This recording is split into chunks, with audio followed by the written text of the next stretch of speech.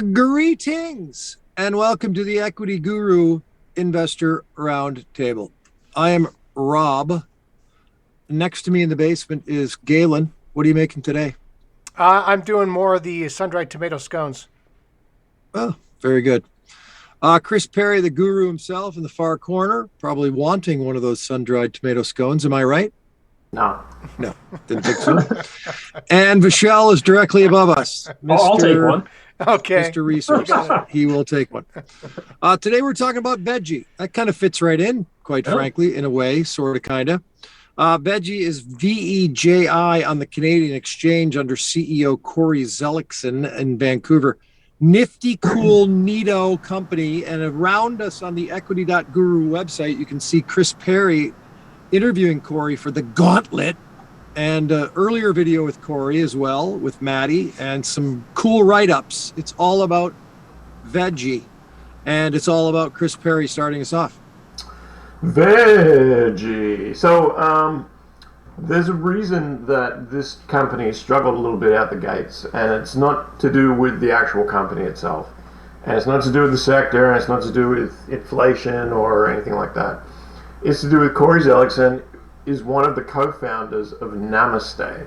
Namaste, which is notorious in the cannabis space as being the company run by one Sean Man-Bun Dollinger, who relentlessly hyped this thing to hundreds of millions of dollars, having established early on a good business doing e-commerce around cannabis-related pipes and bongs and crap like that.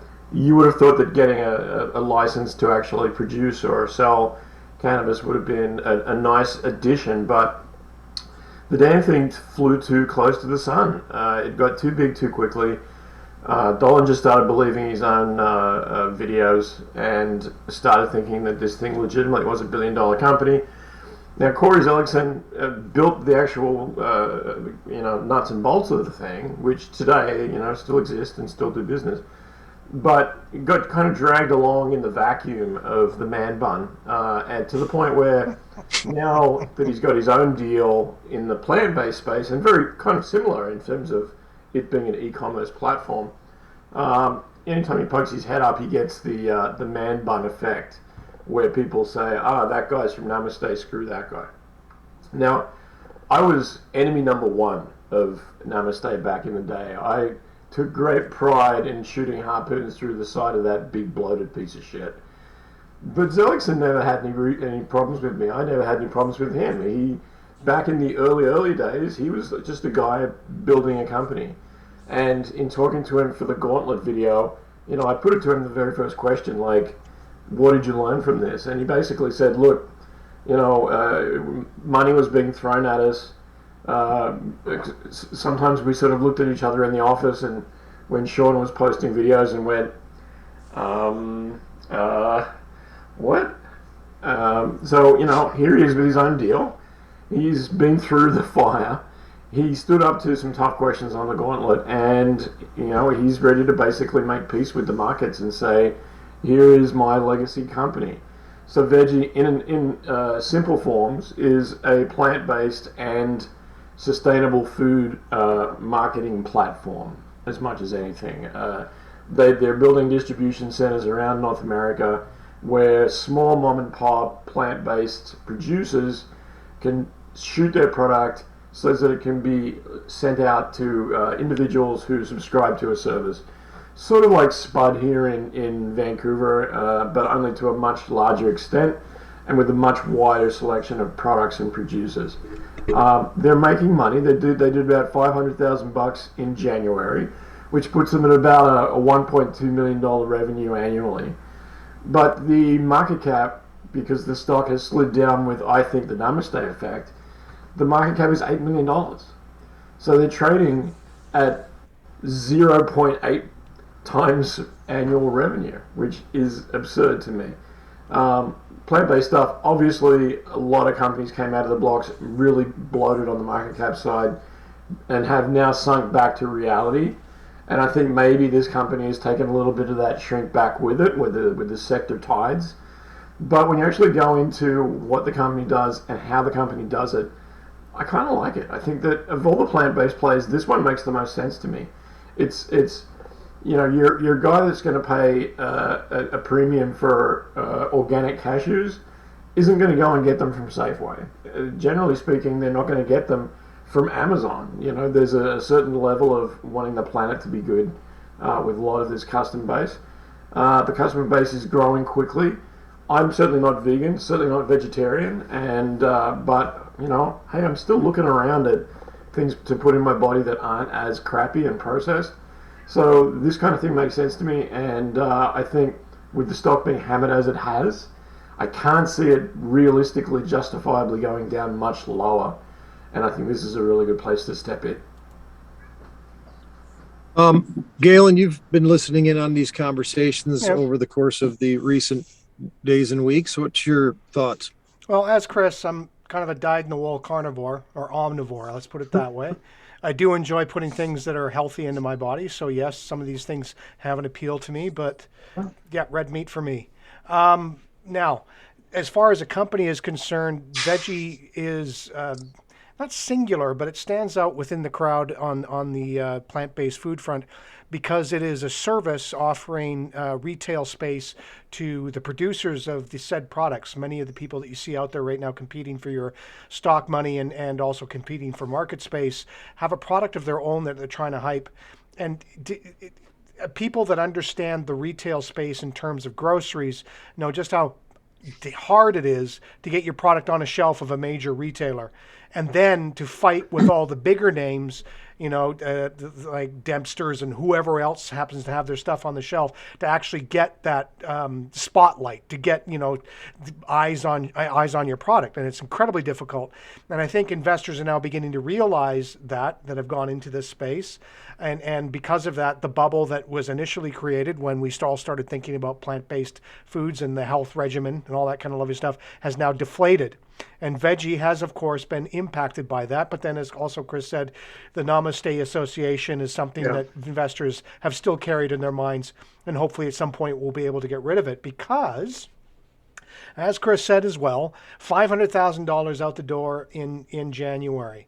Now, their guidance for 2022, because of their very good strategic acquisitions and partnerships of all sorts of recognizable plant-based food suppliers and places that they put them, they're looking at a $10 to $12 million revenue guidance by the end of 2022.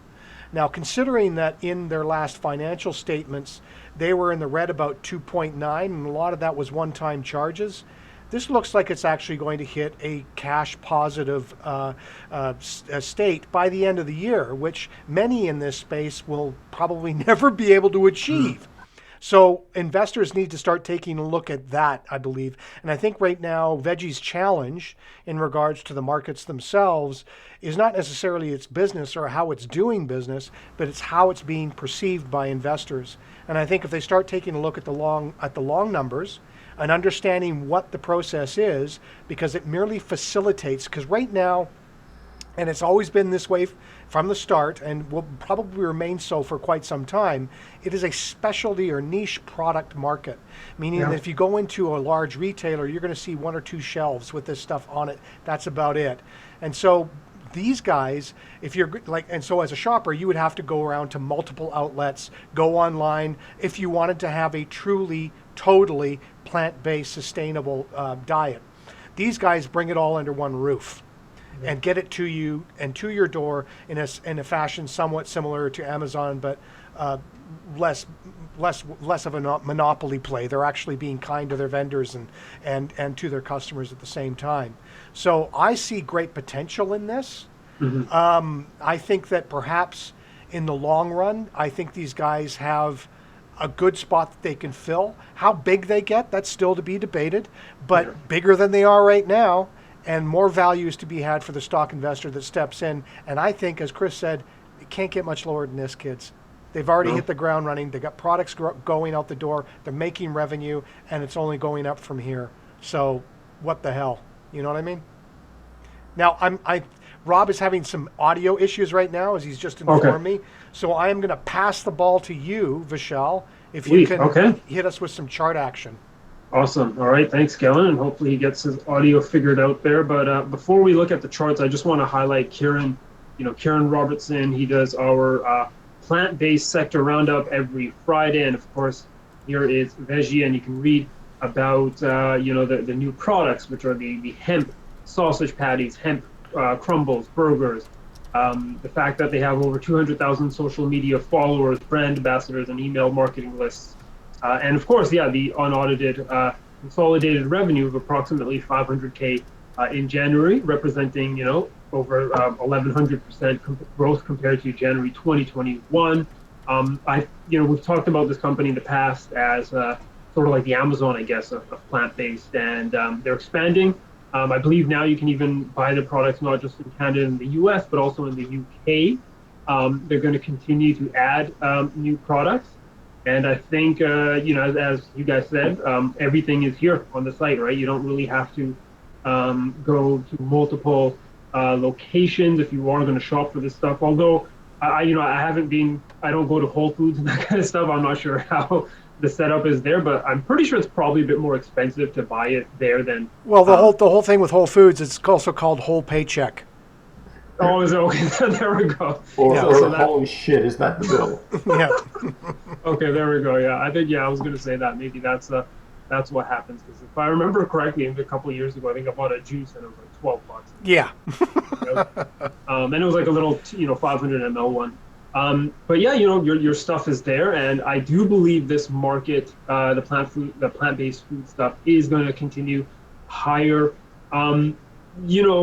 My problem, and it's not just with this company, I would say with the whole plant-based sector in general, is the fact that with rising wheat prices and basically food prices, because oil prices and transport costs are going to go up, generally vegan food and healthier alternative foods, I guess, are a bit more pricier.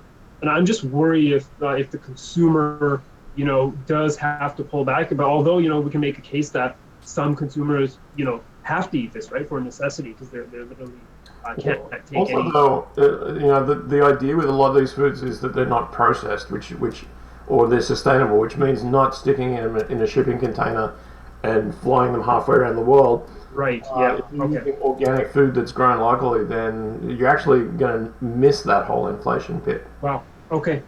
Yeah. So that's something I didn't think about. So this might even cause a move into like plant-based, healthier alternatives then. So I might be looking at it the other way around. We'll have to see.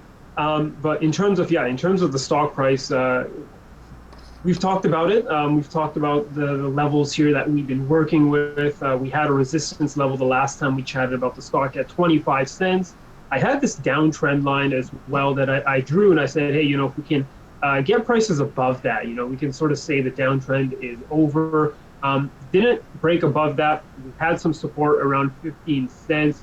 We broke below that as well, and that happened near the end of January here of 2022. We ranged a bit. We tried to recover, take out 15 cents again. Didn't happen, and we did fall a bit lower, taking out the lows here that we printed on November of 2021. We closed below that 9.5 cents level, and we did print actually record lows yesterday at around 7 cents. We got to also keep in mind of what's happening in the markets in general. I think a lot of the small caps and stuff will get hurt from that. And if you are believing, say diplomacy is going to win at the end, then, there's going to be a good opportunity here to, I think, pick up some of these beat up stocks. No volume today, though. So just keep that in mind, that the stock does seem to, not receive volume every day. And you can sort of tell from some of these days where there's no candle. But yeah, market cap around $8 million. They are bringing in some money, and I think that the actual audited report, the earnings report, when that comes out, that will be a catalyst, of course. But you're pretty much at record lows here. If you can climb back above 9.5 cents, you can get things going again and making your way above 15 cents and above this downtrend line. I like to take a look at Yummy, which is, the ETF for the future of food, has a lot of these plant-based companies in it, of course. And, hey, maybe this is bottoming it as well, right? So this made record lows this month. Sorry, no, last month. Last week it actually made record lows, and we did test that support once again. So maybe there's going to be a recovery here in general with all these plant-based foods. But yeah, with the market cap, $8 million, you're trading at around what is it, 8 cents a day. You're bullish this sector, and you're bullish. You know, the world's largest plant-based. I believe that's what they call them. Yeah, the world's largest plant-based marketplace. Then this would definitely be a good place to pick up some shares near record lows. Oh, there So you go. we don't have Rob back? Yeah, we don't have Rob back, I don't think, at this point in time. He's he's pointing it off to me. All of that said, I understand you guys are pretty optimistic, and looks like Chris is frozen. Looks like you and I are alone right now. So basically, Vishal. Oh, here we go. There's Chris. He's back. Okay. Yeah, Chris. Now, how do you feel about that 7,500 that Rob has put up? Where are you going to put it, and how are you going to play it? Well, I think there's a few things to consider that we haven't touched on yet. One is plant-based foods tend to be a bit more shelf stable, and so there's a lot less risk involved in distribution centers for this group than there would be in, say, Amazon. The other thing to remember is that these small mom and pop retailers, they're sending their stuff out on consignment. If it doesn't sell, they're getting it back. So the risk is with the suppliers. Finally, Vejii has an outlet that they call Vejii Express, where basically the stuff that moves, that goes into that group, right? And it goes out quicker. It's in a different vertical. So in essence, what they have is a gigantic data mining system. They bring in the mom and pop stuff at no risk. If it sells, then they move it into Vejii Express and they start putting it in their distribution centers because they know it's going to move. If it doesn't sell, they get rid of it. It's giant data mining at its best. Added to which, you start getting to understand the preferences of the buyers. If so-and-so over here is buying a lot of celiac stuff, someone over here is buying a lot of allergy-based stuff, you can start really sort of marketing out to those people. So I think this is a really intelligent long-term play. And 8 cents a share, like $8 million valuation, is absurd. You couldn't set this up for 5 times that. So I'm going to buy in at the Namaste discount. I'm going to call it. So I think you're getting stock for about a quarter of what you should be getting it for. And I'm not sure that it will necessarily go much lower than it is right now, or that it should. So I'm all in. There you go. That's a very positive note. Now, I'm going to just chime in and let Vishal round it out at the end. Sure. I think I agree with Chris that this is a long-term play. It has more vitality than most of the companies within the sector. Mm-hmm. And also that it is, I think, reached its basement in terms of stock pricing. And if it does drop, it will recover that price and continue to go up. And quite honestly, I like the company. I like the leadership. In talking to Corey Zellickson, he's a man that is clear-headed, understands his own vision, has not grown bigger than his britches as his workmate did with Namaste. He understands the sector and he understands where he needs to go with it. So I see nothing but upside in this particular venture at this point in time. So you know what? Bingo, bango, here I go, dropping the whole damn wad. Oh no. Vishal, how do you finish that up? Putting me on the spot here. Yeah. Pressure. I was gonna be a bit more conservative, I guess, a bit more safe here. I'm gonna be throwing in 2K because I like it more as like the technical side, the trade side. I'm not saying it's a new uptrend just yet. I'm not saying it could fall. It can't fall a bit lower here, but I think at this price level, at this market cap, it just seems like a smart play in terms of the fundamentals that are upcoming for the company and them expanding, and of course their forward guidance, which Galen went over. And I'm looking forward to the actual audited earnings when that comes out. And from there, I might consider adding more to my position. But right now, I would say 2K at these lows. And if we can get across 10 cents, we can get across that level, I think it does speak to, okay, we are definitely building a very strong base here where we can decide to hopefully, catapult and initiate into a new uptrend. So 2K right now, and wait for some catalysts there and some price levels to be taken out, and then I will consider adding some more. Well, there you have it. Chris and I are believers. We're in all the way. Damn the torpedoes, full speed ahead. And Vishal is comfortable enough to get his feet wet, which is actually a good thing, considering how he usually plays things. He's quite the cautious investor. So, except when it comes to gold, unless it comes to gold and silver, then he's just crazy, crazy, crazy. So basically, this is the end of this particular episode for our roundtable for Vejii Holdings. We would like to remind you that even though we are quite opinionated, me especially, that we are not investment professionals, and please seek out your own due diligence. Talk to investment professionals before making any decision on your portfolio. Please, please, please. Remember that past performance doesn't guarantee any kind of future. So if you keep that in mind, I think you'll be doing quite fine. So anyway, on that note, and Rob is doing his best Marcel Marceau, we're going to bid you a fond adieu and see you on the next episode of the Investor Roundtable. Take care, kids.